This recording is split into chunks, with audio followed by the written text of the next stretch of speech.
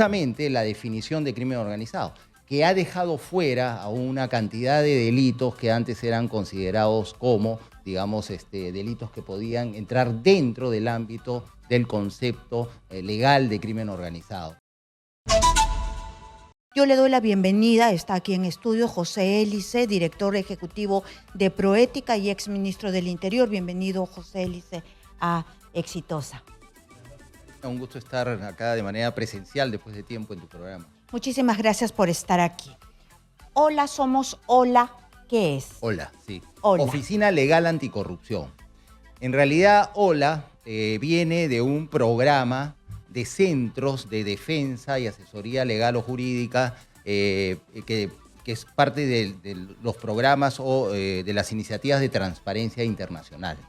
Y Proética, que es la organización que ahora dirijo, es el capítulo peruano de Transparencia Internacional.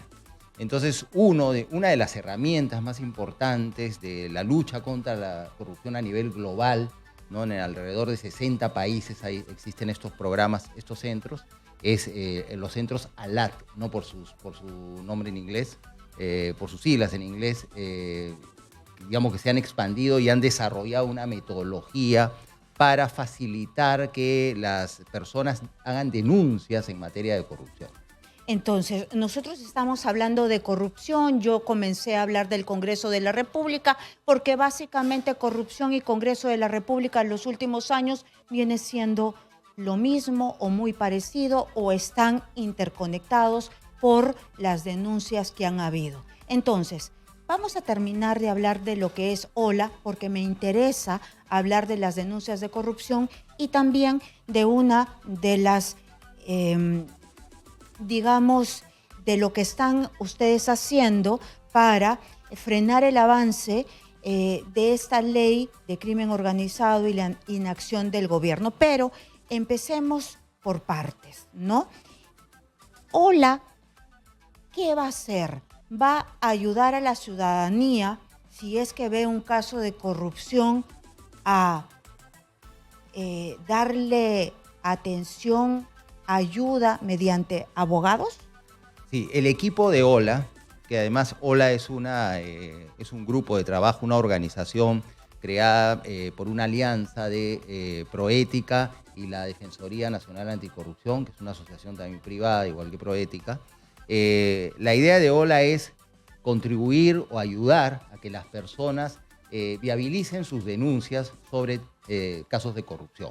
Es decir, estamos abriendo, ¿no? A través de un correo electrónico un lugar de comunicación para que las personas que hayan sido, digamos, víctimas o hayan presenciado o tengan noticias sobre actos de corrupción, pues se comuniquen con el equipo de profesionales de Hola para ser asesorados sobre cómo es la mejor manera de realizar o llevar a cabo esa denuncia.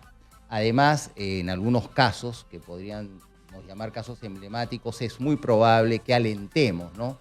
Algún tipo de procesos legales concretos, ¿no? En los otros casos es orientación para que las personas no se encuentren justamente ni confundidas ni desorientadas en cuanto a cómo deben proceder. Y solas. Y solas, ¿no? Acompañadas, por supuesto. Compañía es lo que necesita a veces la gente, confianza en lo que van a hacer y orientación sobre lo que pueden hacer. Y el camino a seguir, denuncias @hola.p, denuncias @hola.p. Y una de las banderas que ustedes van a tomar es precisamente, acá tengo la nota de prensa, ante el avance de las leyes aprobadas por el Congreso con el aval del Ejecutivo que debilitan la investigación de delitos graves de corrupción y crimen organizado por parte del Ministerio Público, organizaciones civiles como ustedes. Entonces, están ya tomando ustedes una posición contra esta ley de crimen organizado. ¿Por qué? Bueno, en realidad la ley que modificó la ley contra el crimen organizado, ¿no? Lo que hacemos es apoyar al Ministerio Público en sus gestiones para que esta ley sea modificada en el sentido de que sea derogada en principio, ¿no? Si bien es cierto, es necesario quizás hacer algunos ajustes en materia procesal penal en estos casos, sin duda había una variación importante a partir de la ley que modificó la original ley contra el crimen organizado, en cuanto a justamente la definición de crimen organizado, que ha dejado fuera a una cantidad de delitos que antes eran considerados como, digamos, delitos que podían entrar dentro del ámbito del concepto legal de crimen organizado.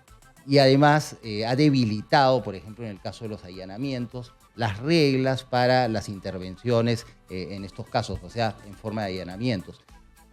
No obstante ello, sí, ahí habría que hacer algunos ajustes, siempre ha habido que hacer algunos ajustes para evitar también abusos que podrían venir del Poder Judicial, del Ministerio Público, ¿no? Pero básicamente era un instrumento que fue eficaz, ¿no?, para una intervención oportuna y sin aviso a quienes debían ser eventualmente intervenidos para recuperar, obtener, rescatar las pruebas necesarias para iniciar un proceso penal adecuado. Hoy día el Congreso de la República ha acordado no debatir en el Pleno la derogatoria de la ley sobre crimen organizado. Es decir, esta semana no se va a ver como si esto no fuese de vida o muerte para algunos peruanos. No se va a ver ni la derogatoria ni la modificatoria de esta ley 32108. Bueno, el decaimiento de la ética en el Congreso es realmente preocupante, ¿no? No solamente tiene que ver con transformaciones o con cambios que se han aprobado en el Congreso en materia penal, sino en otros casos también, en materia constitucional, la reforma constitucional hacia la bicameralidad, ¿no?, con una serie, digamos, de privilegios para quienes ahora son congresistas y más, etcétera, pues, y otras leyes más, las que están vinculadas o que aparentemente o favorecen abiertamente digamos, a estas actividades que caen dentro de lo llamadas economías ilegales y también dentro del crimen organizado, pues realmente es para preocuparnos, ¿no? No está saliendo nada bueno en ese sentido del Congreso de la República. Entonces, difícil que reviertan esas decisiones que han tomado, pero desde la ciudadanía y desde la sociedad civil tenemos que hacer un gran esfuerzo porque ya no podemos más con la corrupción. La corrupción nos está fagocitando, nos está comiendo, nos está cercando, ¿no? Y realmente lo que tenemos que hacer es despertar la conciencia en la ciudadanía de que es necesario reaccionar, ¿no?, como ciudadanos frente a la corrupción, ¿no? No va a haber otra manera de cambiar, digamos, esta situación. Lo mismo pasa con la inseguridad ciudadana. Si no hay una reacción desde la ciudadanía, con la ciudadanía va a ser muy difícil revertir esta situación.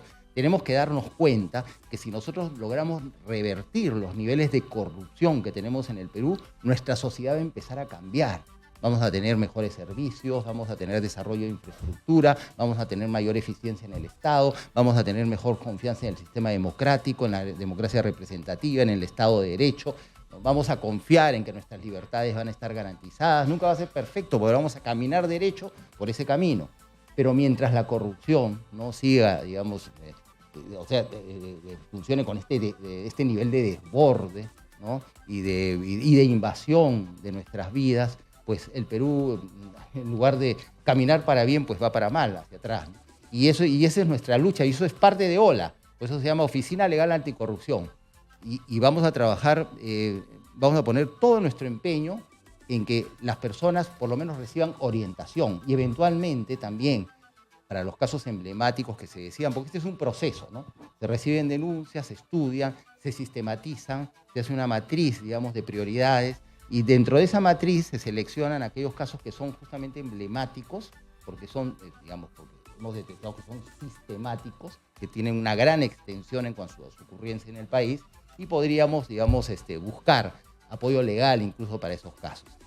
Dentro de la metodología que desde hace muchos años se aplica en más de 60 países vinculados o como capítulos de Transparencia Internacional. Uh-huh. También me habló, señor Hélice, de que la población, igual que contra la corrupción, tiene que reaccionar también con el tema de la inseguridad. ¿Cómo reacciona una población que está con miedo cuando la inseguridad la ha sobrepasado y mata todos los días? Bueno, la policía es el órgano central, ¿no?, que debe ocuparse de restablecer el orden, conservar y restablecer el orden público. Pero la policía no es suficiente, ni en el Perú ni en ningún lugar, ¿no? Y nuestra policía tiene importantes carencias, ¿no?, en equipamiento, en una serie de cosas, hasta en confianza en algunas cosas que hacen, aunque son muy buenos profesionales de la seguridad. Entonces, ¿qué ocurre? Necesitamos entender, primero, que hay que ir a una reforma profunda de la Policía Nacional del Perú, y para eso existe un plan, ¿no?, incluso con previsión presupuestal que ya debía estar aplicándose y no se ha hecho. En segundo lugar, debemos entender que la policía, si bien puede hacer un buen trabajo, no puede hacer todo. Necesitamos del gobierno central, pero también y sobre todo por estar más cerca de la población y del problema de la inseguridad de los gobiernos locales y de la ciudadanía organizada. Sin perjuicio de, digamos, ¿no?, ir adelante con otras políticas que alivien un poco la vida de las personas y alejen a los jóvenes y a cualquier persona del crimen, ¿no?, del delito. Y eso, digamos, contribuya a que no solamente la sensación, sino que realmente la inseguridad continúe aumentando. Necesitamos hacer equipo, tanto para la seguridad como para la corrupción. Para los dos problemas, inseguridad y corrupción, necesitan equipo ciudadano, necesitan participación, por supuesto, ojalá con buenas políticas del gobierno, pero sobre todo de la sociedad civil organizada, de los ciudadanos que tomen conciencia que tienen que entrar en este juego para juntos salir adelante de este problema. Estamos ya, claro, las elecciones son en 2026, pero cruzando hacia el próximo año ya diremos que estamos a puertas de las elecciones. Hay que entrar entonces en la agenda política, ¿no? Y ojalá, por ejemplo, temas como la corrupción, que no han estado, digamos, considerados en los recientes discursos que hemos escuchado de las más altas autoridades del país, temas como la corrupción entren de lleno en la agenda política, pero que entren de lleno porque la ciudadanía sí lo pide y porque ha tomado conciencia que podemos vivir en una sociedad mejor si es que logramos reducir los niveles de corrupción. Y este gobierno está herido de muerte, porque ya está de salida, usted me está hablando de las elecciones que vienen el 2026, pero estamos intentando luchar contra la criminalidad, la extorsión, muy feroz, pero con una presidenta del Rolex, del cofre, con un ministro que está grabado por Culebra y no tienen legitimidad. Bueno, ¿Se puede? Bueno, en algunos videos que por ahí lanzamos en las redes sociales, ¿no?, en la presentación previa de Ola, había uno donde más o menos se dice, ¿no? O sea, si las autoridades no hacen su trabajo, nosotros tenemos que hacerlo. Y aparecen ciudadanos con manda presidencial, con fajín ministerial, ¿no?, y con sentido de congresistas, ¿no? O sea, tenemos que hacerlo nosotros. Con eso no estamos llamando pues a una insurrección. No, a una insurrección, ¿no? Pero sí, por lo menos a una insurrección en el nivel de la conciencia ciudadana. No podemos más con esto, nosotros podemos vivir mejor. Tampoco estoy haciendo política, yo no pertenezco a ningún partido ni voy a candidatear a nada, ¿ya? Pero es que ya no podemos vivir así, es insostenible, ¿no? Sea por defecto del gobierno, sea por defecto de algunos otros sectores de nuestra sociedad que no quieren participar, no quieren ser parte de esto. Pero le van a decir que por caviar está diciendo eso, o por ONG, y por eso está diciendo eso. No es Siempre eso. Dicen eso. Bueno, caviar es una expresión que confunde. El debate político se ha convertido en un debate de adjetivos, ¿no? A mí nadie me ha preguntado qué ideas políticas tengo. Yo soy liberal hace 33 años, ¿no? Creo en la inversión privada, creo en el Estado de Derecho, creo en la libertad, no creo en el socialismo, pero respeto a quienes son socialistas democráticos, sí etcétera. Sí he escuchado, ¿no?, que las ONG son las que son casi la perdición. Sí, bueno, somos asociaciones, sí, que nos dicen organizaciones no gubernamentales, y que luchamos por cosas que nos interesan a todos, ¿no? Así seas tú de izquierda, siempre que seas demócrata, de izquierda, de derecha, no seas obrero, seas empleado, seas empresario. Nos interesa, queremos vivir en una sociedad mejor. Entonces, hay empresarios y gremios empresariales que ya, ¿no?, están, digamos, entrando en el tema de la lucha contra la corrupción. Y eso es importante para el país, ¿no? Y hay que destacarlo realmente, porque todos se han dado cuenta de que ya no podemos vivir así. En el tema de contrataciones del Estado, tenemos estancadas grandes obras de desarrollo de infraestructura, los servicios no mejoran, ¿no? Y eso es en buena parte por la corrupción. ¿Cuánto tiempo nos va a tomar salir de esto? Porque la corrupción es endémica. Claro, porque se habla, por ejemplo, de educación, ¿no? Necesitamos mejorar la educación, sí, ya mismo, ahora mismo. Pero mientras esperamos 30 años que nuestros nuevos niños y jóvenes íntegros aparezcan, no podemos estar, digamos... paralizados así, No, hay que actuar ahora, ¿no? Y así, por ejemplo, si uno cambia algunas reglas, ¿no?, y establece sistemas o procedimientos, programas de vigilancia ciudadana en contrataciones públicas donde la gente se meta realmente en eso, entonces va a cambiar sustancialmente la cosa, ¿no? Pero para eso se necesita ciudadanía que sepa de este seguimiento. Bueno, organizaciones como Proética trata, y ahora vamos a iniciar un programa al respecto de hacer entender a la ciudadanía qué cosa es cada cosa, ¿no? ¿Para qué? Para que entiendan los conceptos sin complejidades, de manera simple, en el lenguaje que hablamos todos los días, ¿no? Empezando, por ejemplo, si tú pagas de coima $1 millón, eres un corrupto. Y si pagas un centavo también, ¿no? O sea, hacer las cosas bien, ¿no? Distinguir entre el bien y el mal y tener claro, digamos, cuál es tu deber en la sociedad, en tu trabajo, donde estés. Claro, porque el Estado o los gobiernos se han dedicado a hacer más compleja llegar a ver la verdad. La transparencia casi no existe. Miren lo que ha pasado con el cofre. Han sacado una norma para y eso decir no que eso no era puede. difícil. Ese automóvil, bueno, yo he estado en Palacio de Gobierno varias veces, ese automóvil no se mueve si no se hace una serie de registros, ¿no? Digamos, se establece cuál va a ser su ruta, cómo facilitarle el camino, quién va a ir, quién lo va a conducir o quiénes lo van a conducir, porque a veces ha hecho choferes alternativos, quiénes van a formar parte del grupo de seguridad que lo va a seguir y garantizar, digamos, la seguridad de quien va dentro de ese automóvil llamado cofre, que es el auto que lleva al presidente, en este caso a la presidenta de la República. No es difícil, simplemente hay que ver todos los registros. Todo se registra, con toda seguridad. Sí, pero cuando le pones una reserva...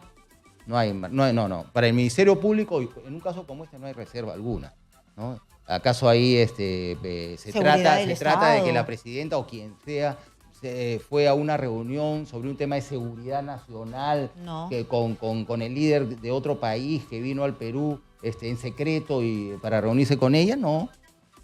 El carro lo han encontrado ahí frente a un condominio de playa. Además, hay tanta evidencia pues, de que parece una irregularidad que esto pues debía investigarse a fondo. O desde la Secretaría General del Despacho Presidencial, que es el titular del pliego y es el órgano, la ministra, digamos, la casa de la Presidenta de la República, la casa oficial de la Presidenta de la República, simplemente hacer transparente toda la información y ya está. Ahí está la información, léanla y saquen sus conclusiones. Cualquier aclaración me pregunta, ¿no? Usted conoce tanto el Ejecutivo como el Parlamento, ¿no? Entonces, ¿y en el Parlamento por qué? ¿Por qué de estas leyes para cubrirse ellos mismos solamente por intereses tan chiquititos que es para dejar en indefensión a todos los demás, que maten gente, los extorsionadores, por Tampoco salvar el entendemos pellejo? el problema del Parlamento es que no hay grupos parlamentarios. Y no hay grupos parlamentarios porque no hay buenas organizaciones políticas. Y no hay parlamento en el mundo que funcione bien sin buenos grupos parlamentarios. Si tú quieres desestabilizar un parlamento, lo fraccionas. Y es fraccionado en 13 partes, con personas que están integradas en grupos parlamentarios cuyos integrantes no tienen identidad ni siquiera programática mínima, ¿no? Simplemente están ahí para no perder algunos privilegios, digamos, que se reciben cuando uno pertenece a un grupo parlamentario. ¿Y lo que se viene? Pero además algo más que tiene que ver con la corrupción, ¿no? De manera transversal, ¿no? Y de manera cada vez, ¿no? Más clara, nuestro Parlamento ha sido, ¿no? afectado, inundado, invadido por personas que evidentemente tienen intereses que están relacionados con el crimen organizado y con las economías ilegales. Entonces, la corrupción se nos ha metido en todos lados. Y esa es la lucha principal que tenemos que dar, ¿no? Nosotros tenemos la seguridad, y esto no lo digo ahora que estoy en Proética, lo he dicho antes en diferentes cargos en los que he estado en muchas entrevistas, ¿no? Lo he dicho, lo he repetido, ¿no? El problema central es la corrupción, en realidad. La inseguridad, que aparece en las encuestas como primer problema en términos de percepción, ya es también, por supuesto, es un problema principal, pero digamos, el origen de todo es la corrupción, ¿no? Esas ganas de hacerse ricos rápidamente, ¿no? Utilizando los recursos del Estado o acercándose al Estado, dependiendo de si es desde el sector privado o desde el Estado mismo. Entonces, se comete... Todo es una fiesta de corrupción y no hacemos nada por detenerlo. En el último discurso de la presidenta casi no se habló del tema, por ejemplo. ¿No? ¿Y qué se hace para terminar esta entrevista antes que se me vaya el tiempo que se ha pasado volando?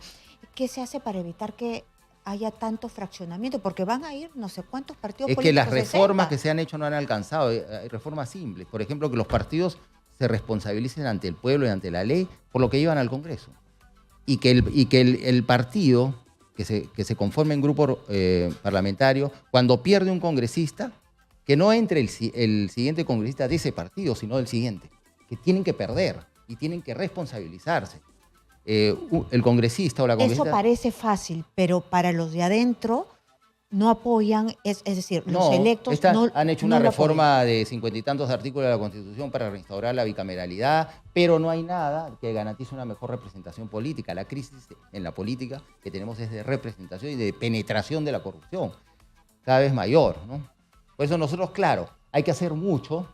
OLA es uno de estos recursos, uno de estos programas, tenemos otros, y empezamos a continuar y fortalecer algo así como OLA para que la ciudadanía pues, tenga un espacio o encuentre un espacio donde hacer realidad, digamos, su deseo de denunciar lo que ha visto o aquello que le ha afectado en materia de corrupción. ¿Dónde los encuentran? ¿En la misma página web de Proética? Sí, hemos abierto este correo electrónico que ya está funcionando, que gracias, tú lo has anunciado al inicio del programa, ¿no? Que es denuncias, sí, ¿no? @ola.p. Muy bien, muchísimas gracias. Hemos estado con José Chevasco. ¿Cómo lo convertí? Por favor, es un gran amigo, por favor, así es. Pero no soy él. Muy bien. Te voy a molestar él porque... José Hélice, director de Proética y exministro del Interior. Muchísimas gracias por estar aquí. Gracias también por la invitación.